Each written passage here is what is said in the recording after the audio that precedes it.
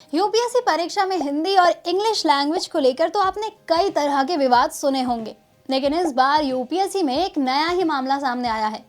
जिसमें Madras high court में एक याचिका दायर की गई है। दायर याचिका में कहा गया है कि यूपीएससी की परीक्षा में आने वाले सभी प्रश्नों को सिर्फ हिंदी और इंग्लिश लैंग्वेज में ही नहीं, बल्कि उन सभी लैंग्वेजेस में जारी किया जाए जिसका जिक्र शेड्यूल 8 में किया गया है। इसके अलावा याचिका में यह भी कहा गया कि केवल हिंदी और इंग्लिश लैंग्वेज में प्रश्नों को देकर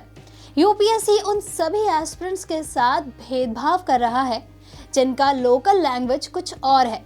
और उन्हें हिंदी या इंग्लिश भाषा को सीखने के लिए मजबूर किया जा रहा है। वहीं इस याचिका को लेकर मुख्य न्यायाधीश संजय वी गंगापुरवाला और न्यायमूर्ति डी भरत चक्रवर्ती की प्रथम खंडपीठ ने याचिकाकर्ता के वकील को मामले के कागजात संबंधित केंद्र सरकार के स्थायी वकील को सौंपने का निर्देश दिया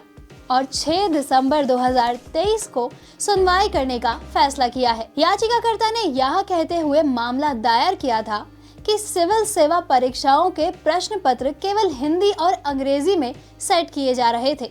जिससे हिंदी जानने वालों को अन्य भाषाओं में कुशल लोगों की तुलना में अनुचित लाभ मिल रहा था। साथ ही याचिकाकर्ता ने बताया कि साल 2022 में यूपीएससी द्वारा आयोजित सिविल सेवा परीक्षाओं के लिए 11.35 लाख उम्मीदवारों ने आवेदन किया था, जिसमें से 5.73 लाख विकल्प आधारित प्रारंभिक परीक्षा के लिए उपस्थित हुए और 13,090 उम्मीदवारों ने मुख्य परीक्षा दी। हालांकि सिविल सेवाएं सबसे अधिक मांग वाली नौकरी बनी हुई है। साल 2023 में आयोजित होने वाली परीक्षाओं के लिए यूपीएससी द्वारा जारी अधिसूचना से पता चला है कि प्रारंभिक परीक्षा के प्रश्न पत्र केवल हिंदी और इंग्लिश में सेट किए जाएंगे, किसी अन्य भाषा में नहीं। जबकि हमारे संविधान की 8वीं अनुसूची में अन्य भाषाओं के बारे में भी बोला गया है,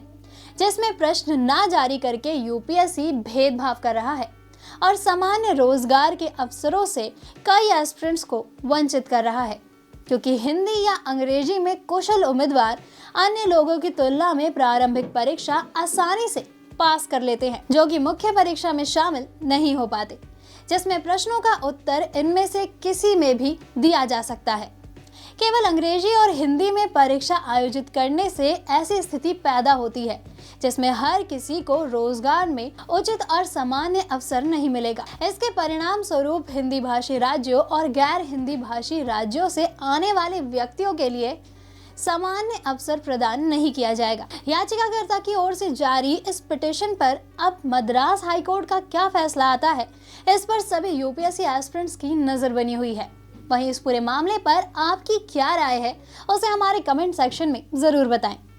दोस्तों, अगर आपको हमारी ये वीडियो पसंद आई हो तो इसे अपने दोस्तों के साथ जरूर शेयर करें और अगर आपके पास हमारे लिए कोई भी सवाल हो तो उसे कमेंट में लिख के हमें जरूर बताएं। जल्द ही आपसे फिर मुलाकात होगी एक नई वीडियो पे एक नए टॉपिक के साथ। तब तक के लिए नमस्कार।